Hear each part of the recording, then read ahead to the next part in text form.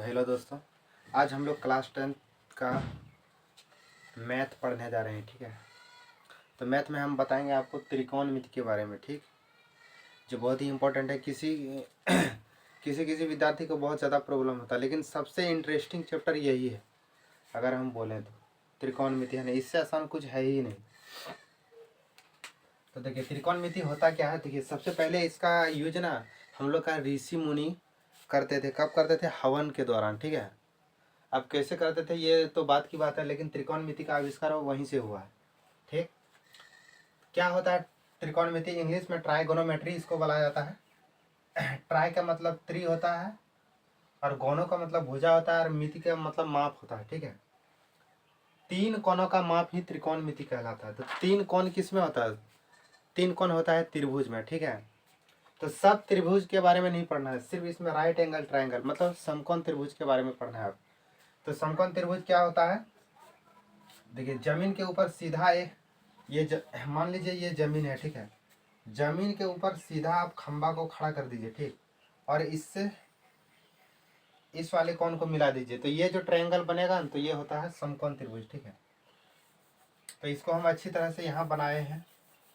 समकोण त्रिभुज में जो पूरा स्ट्रेट लाइन दिख रहा है आपको, जो सीधा भुजा दिख रहा है, वो एक दूसरे पे कितना 90 डिग्री का एंगल पे खड़ा होता है। ठीक है, वो एक दूसरे के ऊपर 90 डिग्री का एंगल बनाता है। तो समकोण त्रिभुज में इस वाले भुजा को लंब बोला जाता है, और इस वाले भुजा को आधार बोला जाता है। आधार, इंग्लिश में इसको बेस बोला जाता है मेरे भाई, और इसको परपेंडिकुलर बोला जाता है। PER, perpendicular. ठीक है, और इसको हाइपोटेनियस बोला जाता है। हिंदी में इसको कर्ण बोला जाता है। ठीक है,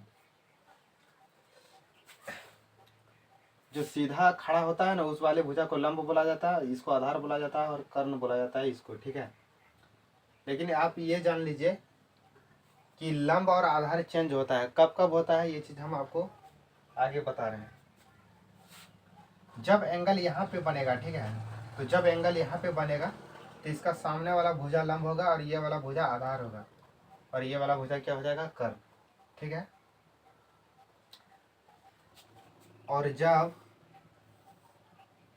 ये एक राइट एंगल ट्रायंगल है, ये इसका समकोण है। ठीक है,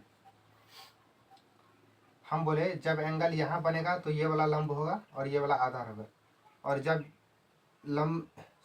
एंगल यहाँ पे बनेगा तो ये वाला लंब हो जाएगा। ठीक है, ये वाला लंब हो जाएगा, और ये वाला भुजा इसका आधार कहलाएगा, आधार, और ये वाला भुजा क्या कहलाएगा? कर्ण कहलाएगा। ठीक है, कर्ण कभी चेंज नहीं होता है, सिर्फ लंब और आधार होता है।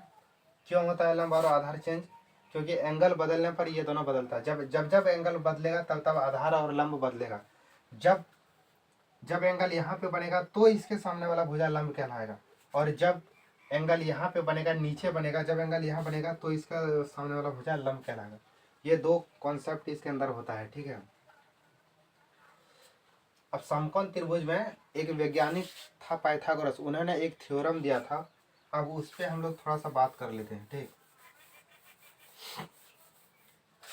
उसका नाम था पाइथागोरस। ठीक है, पाइथागोरस।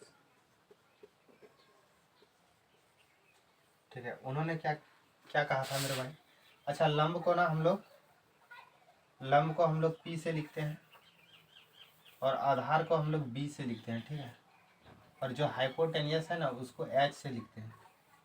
शॉर्ट में इसको H से लिखते हैं। ठीक है, उन्होंने कहा था कि कोई भी राइट एंगल ट्रायंगल है तो इनका दो भुजा को जोड़ो। ठीक है, इनका P और B को जोड़ो, और इसका स्क्वायर कर दो। ठीक, तो इसका जो भी परिमाण आता है ना, वो इसके बराबर आता है, इसका स्क्वायर के बराबर आता है। ठीक,